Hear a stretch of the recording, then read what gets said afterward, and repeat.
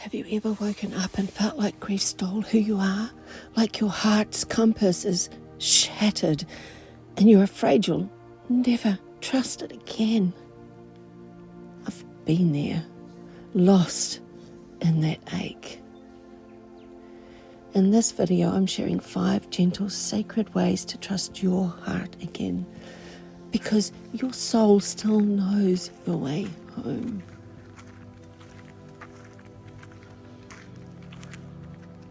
Grief doesn't just break your heart, it breaks your sense of direction.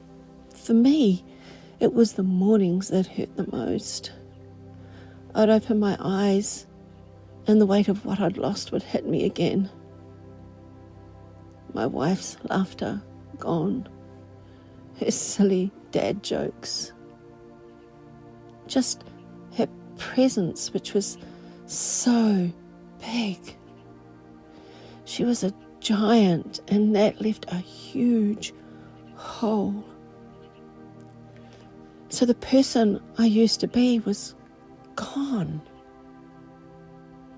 There was just silence where love once lived.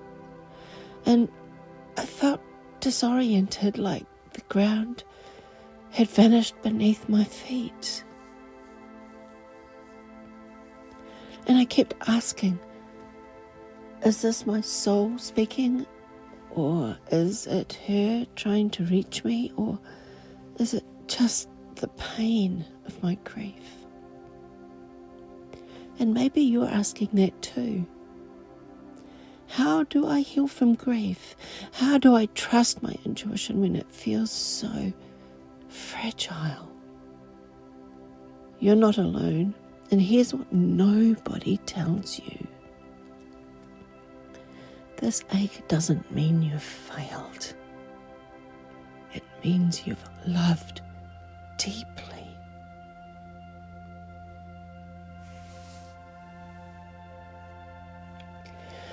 Through my own journey, I learned something sacred.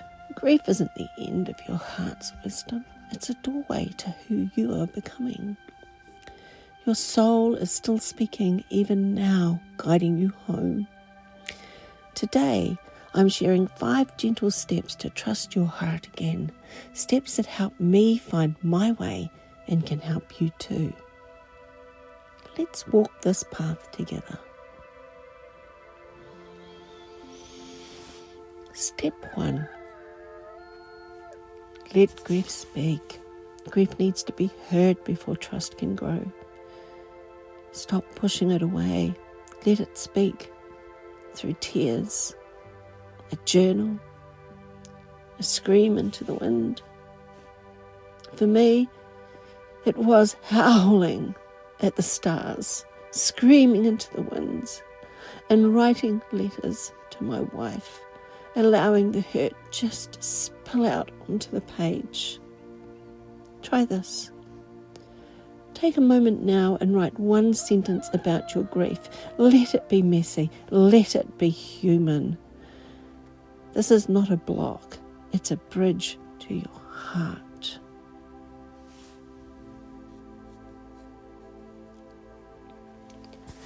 Step 2. Return to your breath. When your mind spins, your breath is your anchor. Let's do this together. We'll inhale for 4 counts, hold for 4, and exhale for 6. Try it now. Inhale for 4.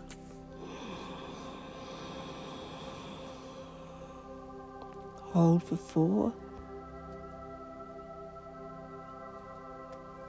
Exhale for 6.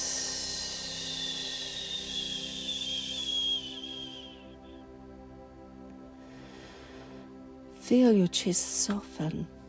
This is where your soul's voice begins, quiet but steady. I use this breath often to calm the chaos of my grief, to bring me back to presence, to bring me back into my body, and to soften my heart and soften the grief that sat so heavy in my chest. And I followed it up with a sinking into the earth of my taproot at the base of my spine to help ground me back into earth. So try doing that for yourself now. Imagine that taproot reaching down into the earth, grounding you into our beautiful planet and anchoring you here and now.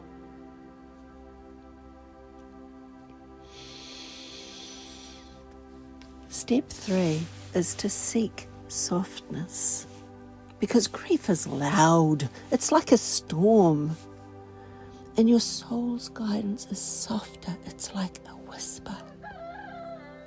Look for what feels gentle. A warm cup of tea, a hot mug of coffee, a walk at dusk, a cuddle with a pet, or a hug with a tree. For me, the first piece of softness that I sought was my hugging tree. She became my hugging tree because the shape of her branches invited me to step in, and I could lean my back against her trunk and just wrap my arms around her branches and feel held. The second thing for me was my puppy Tiki. He came into my life so full of love and so full of joy. I always call him the rebel lover because he's a little rebel, but he has a heart so full of love. And his love was such a balm for my heart. And the other thing that really helped was just being with my horse, my hand on her neck, my hand on her face, getting out a soft brush and slowly and gently brushing her. The calm of all of these really helped to ground me. So what's one soft thing that's calling you today? Lean into it, because that's your intuition speaking.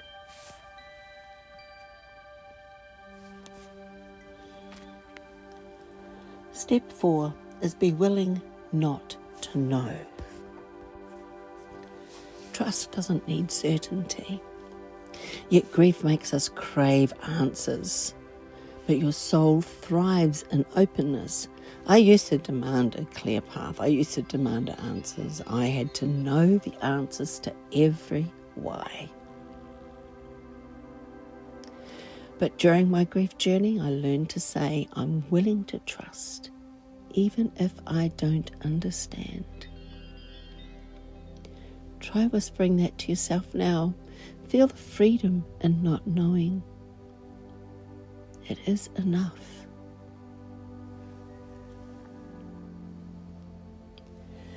Step 5 is say yes to the spark. Look for the tiniest spark of hope. A song that lifts you, a memory that warms, a dream that lingers. For me, it was the simple perfection of a calendula flower, or the beauty of the bark peeling off the tree. For you, it may be a melody that your loved one loved. For me, I found the music that my beloved loved had too much ache in it. But find something that stirs something alive in you. Tiki brought me a spark of hope, that my heart could love again, that my heart could feel again. So find what it is that does that for you, and say yes to that spark, even if it feels small or silly. It is your soul lighting the way home.